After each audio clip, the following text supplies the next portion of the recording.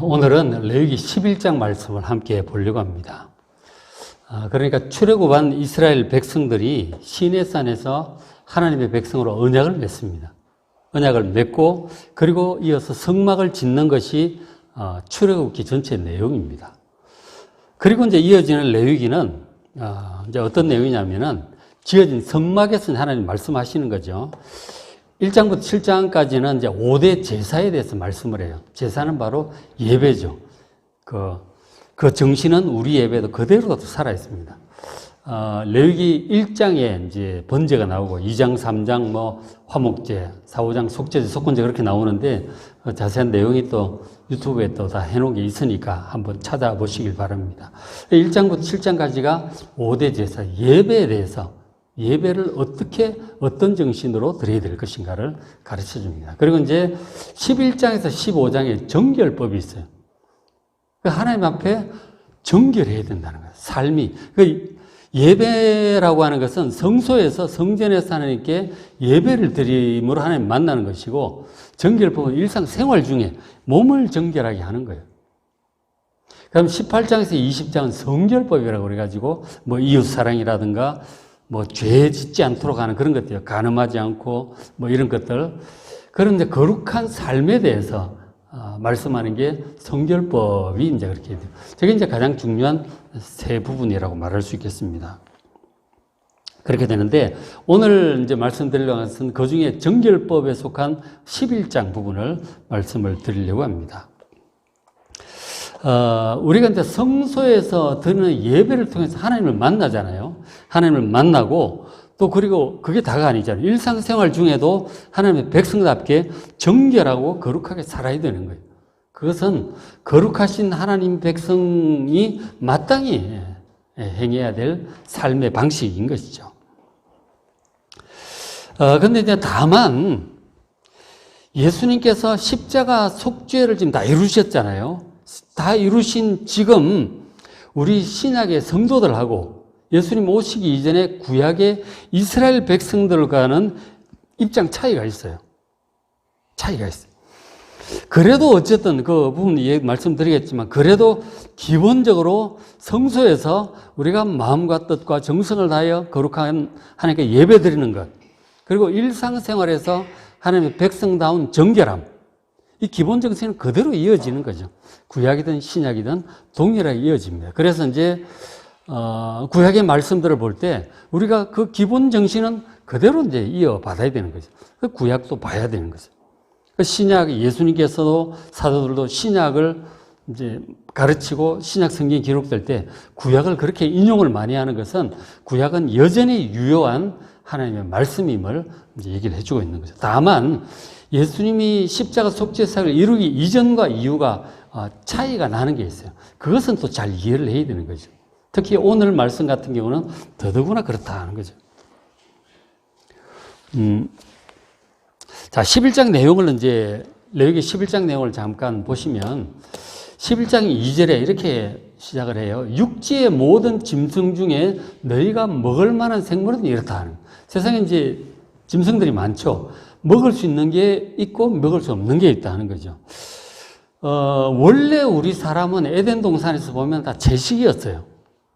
열매나 채소나 이런 것들 채식을 원래 했었어요. 그런데 노아 홍수 이후에, 창세기 9장 보면 노아 홍수 이후에 하나님께서 그 노아 식구들에게 말씀하시기를 이제부터는 고기도 먹으라 그러셨어요. 그러니까 육식이 그때부터 허용이 된 거죠. 그것은 짐작컨대 노아 홍수, 그 대홍수로 말미암아 지구 환경이 완전히 바뀌었을 것이다. 그래서 육식이 필요하게 되었던 것 같아요. 그래서 어쨌든 노아 홍수 이후에는 모든 고기들이, 동물들이 너희를 두려워할 것이다. 고기를 먹으라고 말씀을 하셨어요. 근데 이제 고기를 먹는데 그 짐승 중에 특히 지금 2절에는 육지의 짐승 중에 포유류나 이런 것들이잖아요. 짐승 중에서 너희가 먹을 만한 생물이 뭐냐 하는 거죠. 3절에 모든 짐승 중에 굽이 갈라져 쪽발인 것. 쪽발, 그 소 같은 게 양 쪽발이잖아요. 그죠? 우리 발바닥하고 다르잖아요. 쪽발이에요. 쪽이 이렇게 갈라져 있죠. 그리고 또 새김질을 해요. 풀을 먹고 나서 계속 새김질을 합니다. 소화를 완전히 시키는 그런 거죠. 그 쪽발도 있으면서 새김질하는 것은 너희들이 먹어도 좋다. 정결한 짐승이다 하는 거죠. 그것을 먹어도 좋다 그렇게 하셨어요.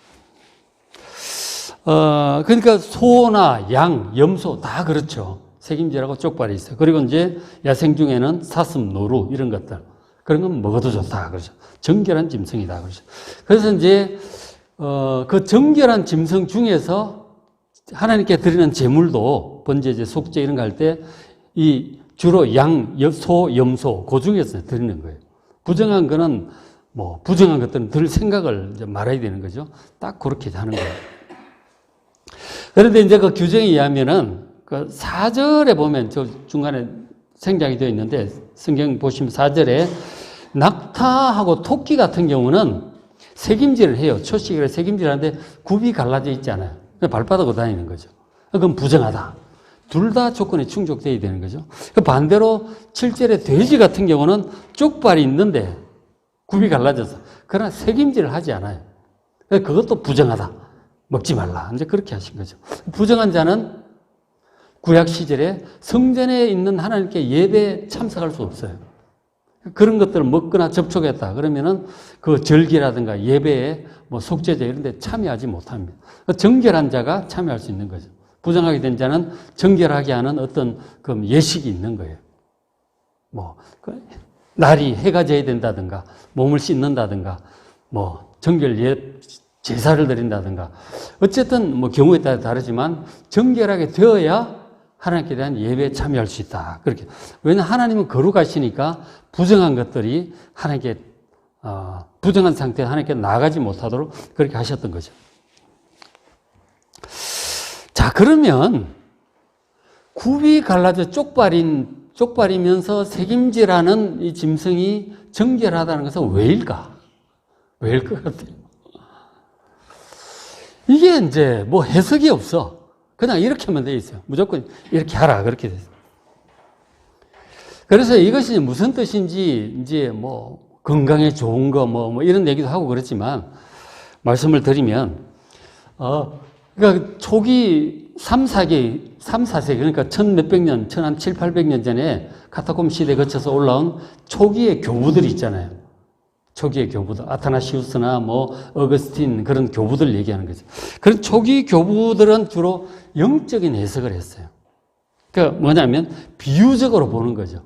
예를 들어서 새김질을 한다고 하는 것은 말씀인 하나님의 양식을 먹고 계속해서 묵상하는 것을 의미한다. 그리고 쪽발이라고 하는 것은 굽이 두 개로 갈라진 거잖아요. 이거는 선한 것과 악한 것, 좋은 것과 나쁜 것을 분별하는 분별력을 의미한다. 그렇게 얘기를 한 거예요. 그럴듯하죠. 그럼 그럴듯하다. 묵상도 잘하고 또 분별력이 있어야 정결한 거구나. 뭐 그렇게 볼 수도 있겠죠. 그럴듯하죠. 그러나 성경을 이렇게 자꾸 비유적으로 푸는 거는 뭐 여러 가지로 해석할 수 있는 거예요. 귀에 걸면 귀걸이, 코에 걸면 코걸이가 되는 거예요, 이거는. 지금 제가 말씀드린 그렇다지만 또 다르게 쪽발을 해석하고 다르게 또 새김질을 하게 되면 또 이상하게 될 수도 있어요. 그래서 성경을 이렇게 문맥으로 이렇게 봐야지, 이거는 비유라는 건 진짜 자의적으로 귀에 걸면 귀걸이, 코에 걸면 코걸이가 될 수가 있어요. 보장을 할 수가 없어요. 그래서 이런 비유적인 해석에 가장 능통한 사람이 신천지의 이만희예요. 모든 성경을 비유로 합니다. 그래가지고 결국은 자기를 신격화하는 쪽으로 쫙 몰고 가는 거예요. 들어보면 그럴듯해요. 비유라는 건 들어보면 그럴듯하거든. 자기 마음에 딱딱 맞게 해주면은, 그래 싶은데, 그게 100% 확실하다고 말할 수가 없어. 다른 사람도 다르게 볼 수 있거든. 성경을 비유로 본다는 게, 좋은 것 같은데 상당히 위험해요. 그 위험성을 아셔야 된다는 거죠. 그리고 성경 본문의 그 흐름상, 문맥상, 단어에 충실한 뜻, 그런 게 중요한 거예요. 그렇죠? 그런 게 중요합니다.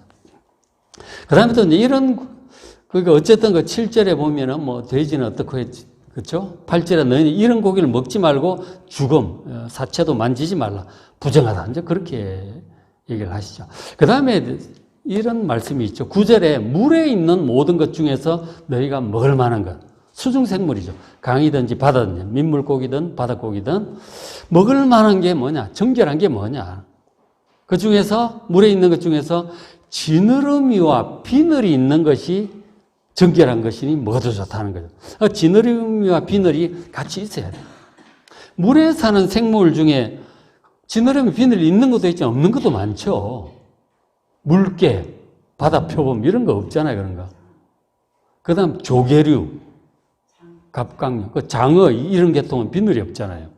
그 다음에 뭐 새우, 꽃게, 뭐 대게 이런 거. 그런 것도 없어요. 비늘, 지느러미 없잖아요. 그럼 부정한 게 되는 거죠. 우리는 아무 생각 없이 먹었는데 부정하대요. 성경이 이렇게 나와요. 걱정되죠.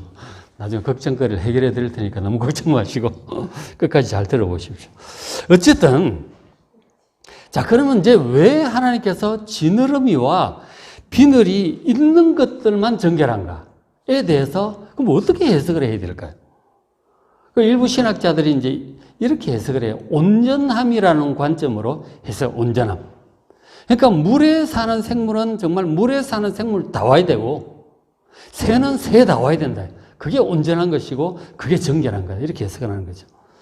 그러니까 물에 사는 생물은 지느러미와 비늘이 있는 그 형태가 온전한 것이다. 그것이 온전한 거라 먹어도 물에 하는데 뭐 뱀처럼 막 비늘도 없고 지느러미도 장어 같은 건 안 된다. 장어구 엄청 좋아하는 분들 많을 텐데 어떻게 곤란하죠, 그죠?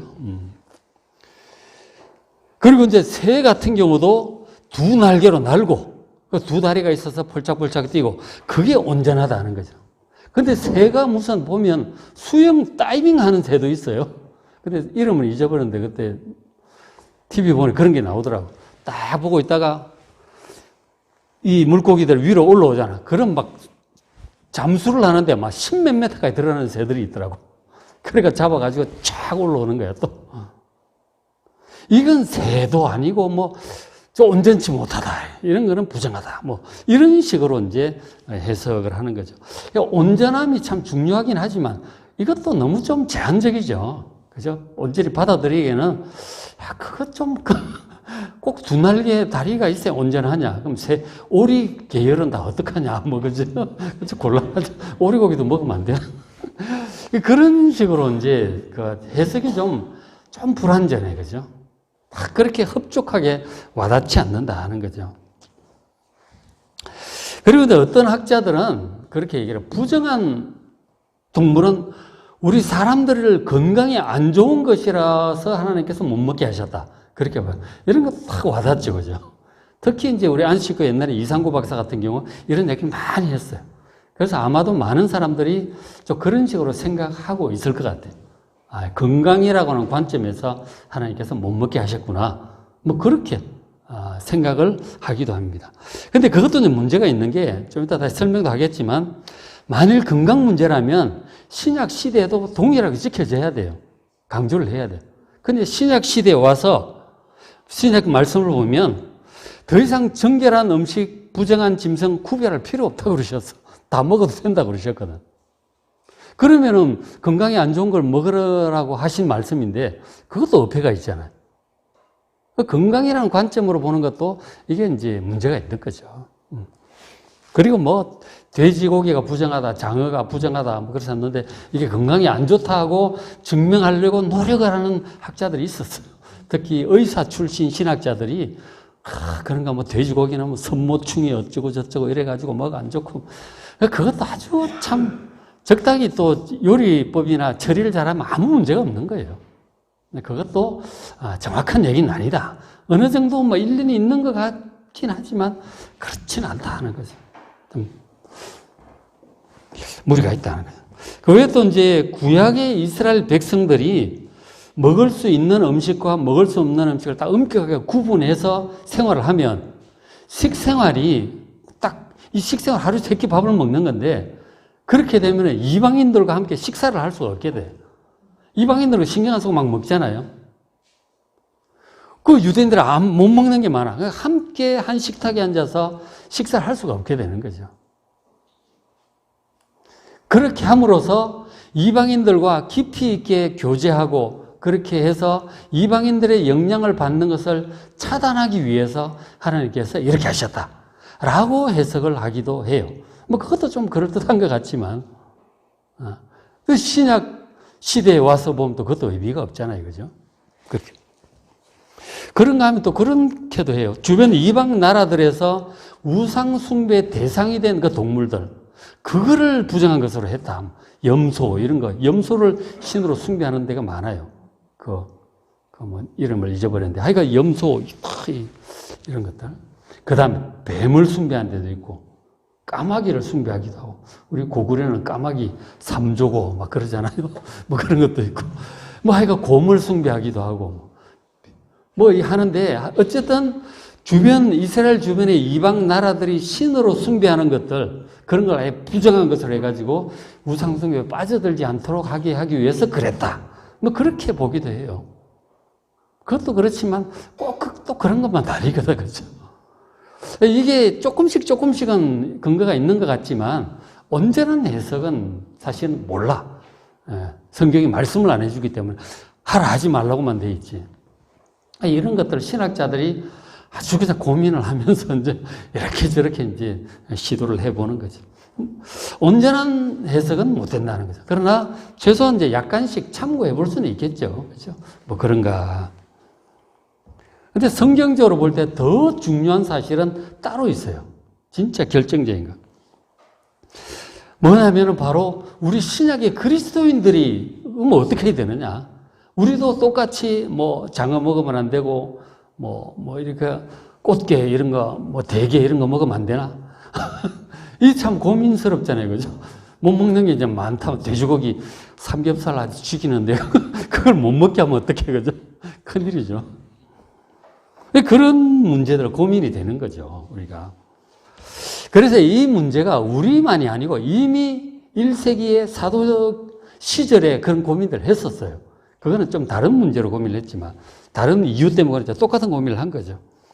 그 1세기 초대교회, 그러니까 베드로, 요한, 야고보, 바울 이런 사람들 전도할 그때죠.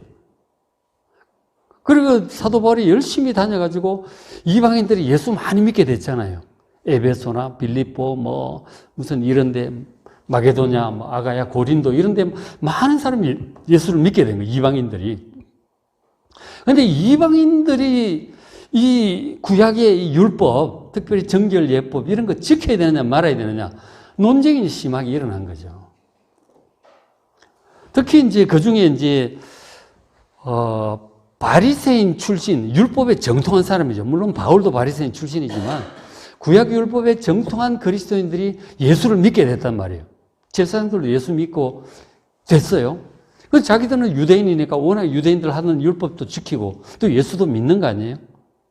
예수를 믿게 되는 이 사람들이 생각을 할 때 예수를 믿어서 우리가 구원을 받지만 죄 용서받고 구원받지만 온전한 하나님의 백성이 되려면 2000년 그 전통인 아브라함부터 2000년, 모세로부터 1400년인데 오래된 이 전통에서 예배를 드리고 절기를 지키고 했는데 유월절도 지키고 안식일도 지키고 그리고 무엇보다 할례도 받고 그야말로 유대인으로 개종을 해야 된다는 얘기예요. 예수 믿고 그 다음에 유대인으로 개종을 해야 된다는 거예요.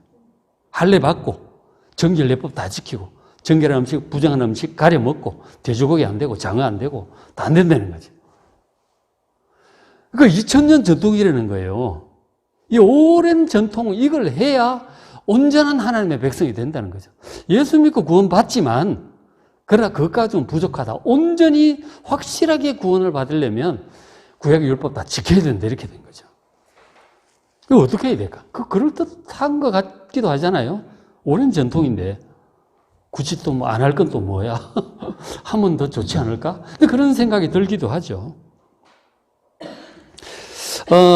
그래서 이제 근데 그 얘기에 대해서 특히 사도 바울이 절대로 이건 용납할 수 없다 이렇게 된 거죠. 그래서 이제 구원은 예수를 믿음으로 받는 것이지 무슨 율법을 지켜서 받는 게 아니다. 율법은 우리를 죄를 깨닫게 하고 그렇게 하는 거지 결코 율법을 지켜서 의롭게 될 수 없다. 절대로 안 된다. 예수를 믿음으로 우리가 용서를 받고 의인이 되는 거지 율법을 지켜서 구원받는 게 아니다. 이건 오히려 예수 복음을 약화시킨다. 안 된다. 단호하게 막아선 거죠. 사도 바울이 강경하게, 어떤 당시로서는 아주 급진적이라고 할 수 있겠죠. 좀 보수적으로 막 전통도 지키면서 그 예수도 잘 믿고 그러면 좋잖아. 근데 안 된다는 거예요. 절대로 이거 하면 예수 복음이 결국 희미해질 것이다. 오히려 유대교에 삼켜져서 예수 복음 없어질 거다. 근데 이렇게 판단을 한 거죠. 구약의 율법을 지켜야 된다, 할례 받아야 된다, 안식을 지켜야 된다. 이건 절대로 안 된다는 거예요. 그래서 심한 토론이, 경론이 벌어진 거죠. 그럼 누구 말이 옳으냐? 누가 결정해요? 이 음식 가려 먹어야 되냐, 말아야 되느냐? 이 부분을 놓고 보면 심각한 토론이 벌어진 거죠. 그럼 누가 결정하겠어요? 어떻게 해야 돼?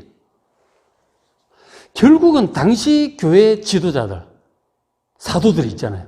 베드로, 요한, 사도들, 그리고 사도 바울 등등 해서 사도들과 그리고 각 교회 지도자들 있잖아요. 주교급에 해당하는 지도자들 다 이제 소집을 한 거죠. 그래서 회의를 합니다. 격렬한 토론과 기도하면서 격렬하게 심도 깊은 토론을 해요. 그 토론한 내용이 사도행전 15장에 나옵니다. 바로 그 유명한 예루살렘 공의회입니다. 모여가지고 교회 지도자들이 전부 모여서 치열하게 깊이 있는 토론을 해요. 성령 안에서 기도하고 주님 앞에서 하는 거예요. 그래가지고 심도 있게 토론해서 결론이 나왔어요. 오늘 가서 한번 읽어보세요. 뭐라고 결론을 내렸냐. 사도행전 15장이에요. 그래서 그 이후로 교회에 이제 중요한 결정들이 있을 때마다 이렇게 교회 지도자들이 모여서 의논들을 해요. 그래서 결정을 내립니다. 신약 27권 27 결정되는 것도 마찬가지예요. 그 비슷한 것들이 많았거든. 서기 300 몇 년에 모여서 다 의논하는 거죠. 서기 4세기. 아타나시우스 주도해서 해서 쭉 해서 신약 성경 27권이 그렇게 결정이 되는 거죠. 그것부터 해서 예수님은 하나님이냐 사람이냐 그런 것부터 성령님은 하나님인가 어떤 기운인가 이런 거 삼위일체 이런 것들이 다 그렇게 해서 이제 교회 지도자들이 해서 정해지면서 그런 게 다 통합적으로 담긴 게 사도신경이에요. 사도신경이 너무 중요한 거죠. 그런 식으로 하나님께서 교회의 중요한 것들을 결정해서 세워나가도록 인도하신 첫 번째 예가 사도행전 15장의 예루살렘 공회, 이 부정한 음식, 정결한 음식 이런 거 등등이죠. 보면 사도행전 15장 11절에 그 앞에 바리새인들도 얘기하고 누구도 얘기하고 하는데 바울이 하는 얘기죠. 15장 11절에. 그러나 우리는 그들이 우리와 동일하게 그들이라고는 이방인들을 얘기하는 거죠. 우리는 유대인 그리스도인들이 우리 유대인과 동일하게 주 예수의 은혜로 구원받는 줄을 믿노라. 구원은 어떻게 받느냐? 율법을 지킴으로가 아니고 예수님을 믿음으로 구원받는다는 거예요. 예수님의 십자가, 예수 하나님의 아들 되심, 그리스도 되심, 예수님 십자가 우리를 속죄한다는 것, 예수님이 죽음을 이기고 부활하셔서 우리도 부활시킬 거라고 하는 이런 것들, 다시 오실 거라고 하는 것, 등등. 사도신경에서 고백하는 그런 내용들이죠. 예수님의 은혜로 구원받는다. 율법을 지킴으로가 아니다. 음식을 가려 먹고 그렇게 해서 구원받는 게 아니다는 거예요. 구원은 확실히 예수님의 은혜로 받는 거예요. 그렇게 딱 확실하게 하고. 그래서 이제 11절에서 쭉 건너뛰어서 28절에 이제 이 정결 예법과 관련해서 결론 내리기를 28절에 성령과 우리는 그 성령 안에서 토론을 했던 거죠. 그러니까 성령의 인도하심을 따라 말씀을 따라 한 거죠. 성령과 우리는 이 요긴한 것들 외에 꼭 필요한 몇 가지 외에는 아무 짐도 음식 가려 먹어라, 유월절 지켜라, 안식을 해라 이런 거 없다 이거죠. 이런 아무 짐도 너희에게 이방인들에게 지우지 않는 것이 옳은 줄을 알았다, 깨달았다는 거죠. 그래서 몇 가지 요긴한 게 뭐냐? 꼭 지켜야 될 거. 29절에 우상의 제물, 피, 목매어 죽인 것, 음행. 이런 것들은 지금 네 가지 얘기하고 이런 것들은 악한 영향이 너무 커요. 이런 것들은 조심해라. 멀리 하는 게 좋다. 영적으로 멀리 하라고 돼 있지. 이거 뭐 아주 100% 금한다는 것도 아니죠. 또 보면 영적으로 안 좋다 하는 거죠. 악한 영향이 이렇게 돼. 이런 것들은 멀리 하는 것이 좋고 그 외에 음식을 가려 먹는다든지 그런 건 안 해도 된다 얘기를 한 거죠. 확실하게 결론 내려준 거죠. 그죠? 왜 지가 저절로 돌아가? 그러니까 확실하게 구분해 준 거예요. 그러니까 여러분 장어 드셔도 돼. 꽃게 드셔도 되고 돼지고기 삼겹살 맛있게 드셔도 괜찮아요. 문제 없어요. 확실하게 자유와 해방을 주신 거죠. 그리고 특히 이제 저런 이유 중에 하나가 이제 당시 구약 성전이 있었잖아요. 예배, 절기 이런 거 하러 갈 때 성전 예배에 참석할 수 없게 하는 그런 기능을 해요. 부정하다고 하는 게. 지금은 성전이 없잖아요, 또. 중앙 성전이 없어요. 지금 교회라고 하는 것은 예배 처소지 구약의 그 성전하고 의미가 다른 거죠. 그런 뭐 우리가 뭐 속죄제사를 드리는 것도 아니고 거기에 뭐 할 일은 아닌 거죠. 상관없어요. 그래서 뭐 굳이 또 저런 게 필요 없는 그런 면도 있는 거죠. 신학자들 하는 얘기예요. 저런 것들 중에 이제 악한 영향력이 큰 거예요. 저런 것들은 조심하는 게 좋다. 멀리 하는 게 좋다. 특히 피에 대해서 조금 말씀을 드리면 피라고 하는 게 뭐 선지국도 먹고 막 그러는데 좀 생각을 좀 해봐야 돼. 피라고 하는 게 뭐 음식을 가려 먹지 않으니까 아무거나 먹어도 되지 않느냐 뭐 그렇게 말을 할 수도 있지만 피에 대해서 피 먹지 말라는 얘기가 굉장히 많아요. 이건 단순한 율법적인 그런 게 아니고 그 정신을 우리가 알아야 되는데 그러니까 피에 관한 이제 구절들을 찾아보면 피는 육체의 생명 그 자체다 그러셨어요. 생명의 그 근본이 피라고 이제 말씀을 하신 거죠. 그러니까 피가 생명체와 동일시 되고 있어요. 그래서 피를 먹지 말라고 그러신 거예요. 생명 그 자체이기 때문에 생명을 존중하는 의미에서 피를 먹지 말고 그리고 또 생명의 창조주이신 하나님 그 생명을 경외하는 마음 그리고 하나님을 경외하는 마음으로 피를 멀리하라고 하신 거예요. 피는 짐승을 잡으면 땅에다 흘려버리라. 땅으로 돌려보내라. 기름 같은 경우도 먹지 말라. 기름은 하나님께 제물로다 태워서 드리라고 그래서. 기름은 건강상으로도 안 좋지 않겠어요? 콜레스테롤이 많고 뭐 살만 찌겠지. 어쨌든 피하고 기름은 먹지 말라고 또 그렇게 말씀을 하신 부분이 있어요. 특히 피는 특히 이제 기름보다 피는 이제 많이 강조를 좀 하는 편이에요. 잘 한번 좀 묵상해 볼 필요가 있어요. 그러니까 어쨌든 생명 존중의 의미에서 피는 멀리하는 것이 좋겠다 그렇게. 그 외에 다른 것들은 어떤 음식이든지 상관은 뭐 지는 의미가 있든 없든 뭐 두 발로 하든 네 발로 하든 상관없어요. 다 드셔도 되겠잖아요.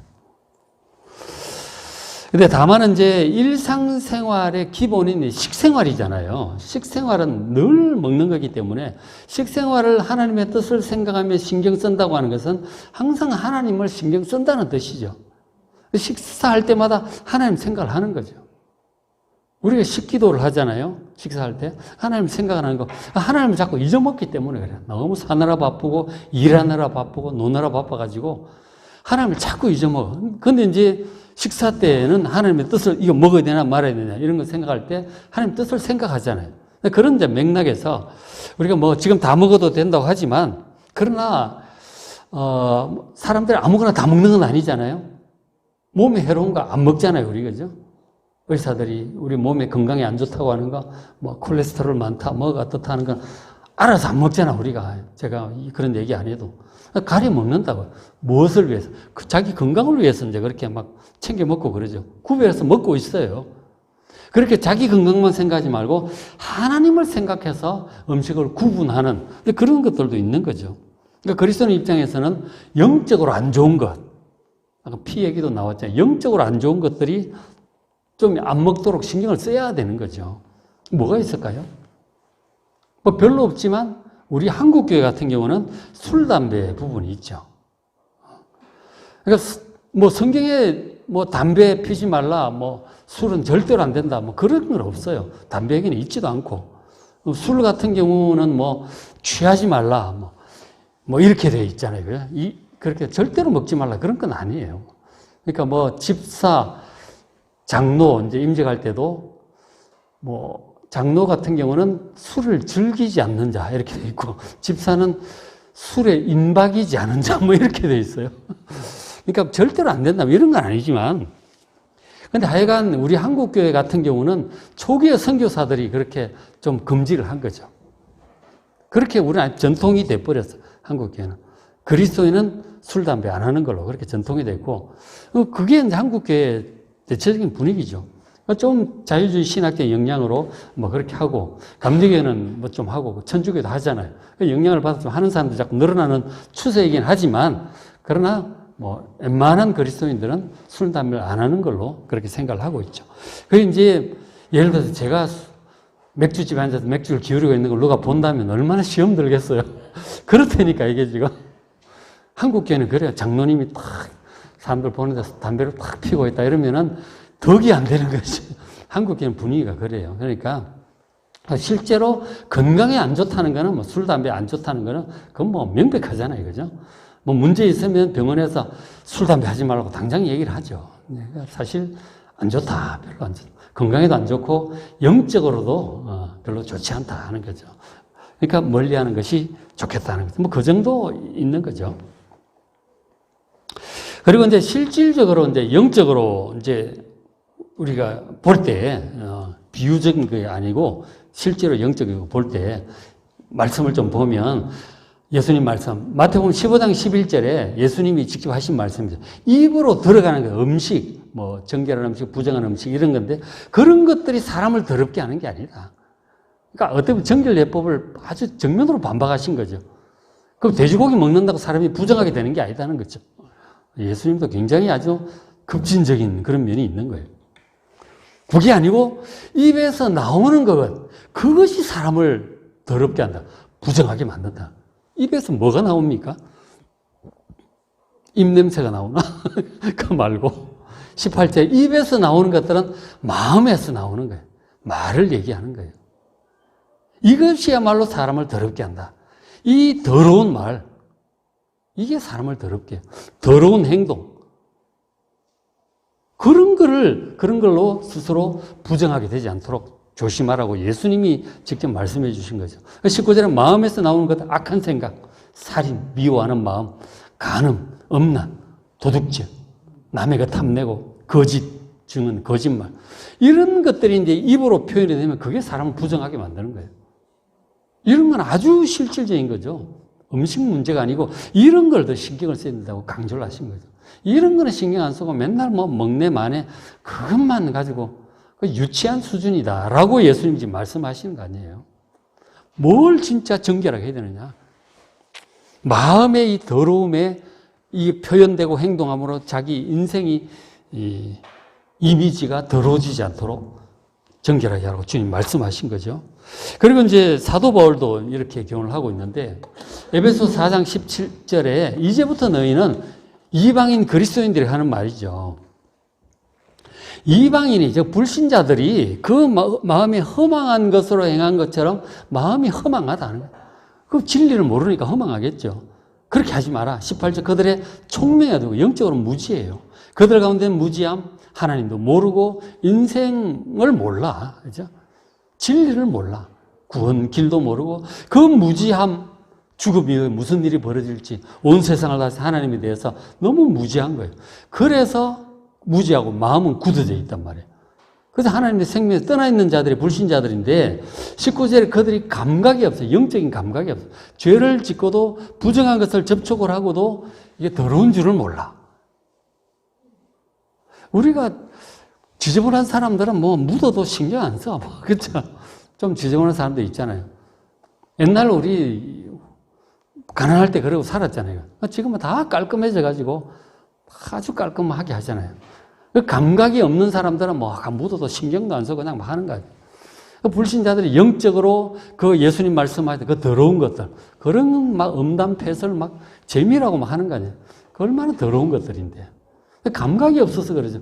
감각이 없는 자도 자신을 방탕에 방임을 하는 거죠. 육신적인 어떤 욕구, 이런 거를 따라가는 거예요. 부어라, 마셔라, 놀자, 이렇게 가는 거예요. 그 방탕에 자기 자신이 방임을 한단 말이에요. 그래서 모든 더러운 것들을 아주 욕심껏 행하는 거예요. 그런 것들이 부정해지는 거죠, 사람이. 육신적인 욕구를 따라 막 이렇게 더러운 말들, 더러운 행동들, 술 마시다 보면 토하고 막 이렇게 되는 거 아니에요, 그죠? 말과 행동이 그리고 음란해지고 마약에 이렇게 가는 거 아니에요, 그죠? 이 모든 더러운 것들을 욕심껏 행하는 거죠. 그런, 그리스도인이 그러면 안 되죠. 부정해지면 안 되잖아요, 그죠? 그런 것들로 부정해지지 않도록 조심하시길 바랍니다. 음식 이런 게 아니고.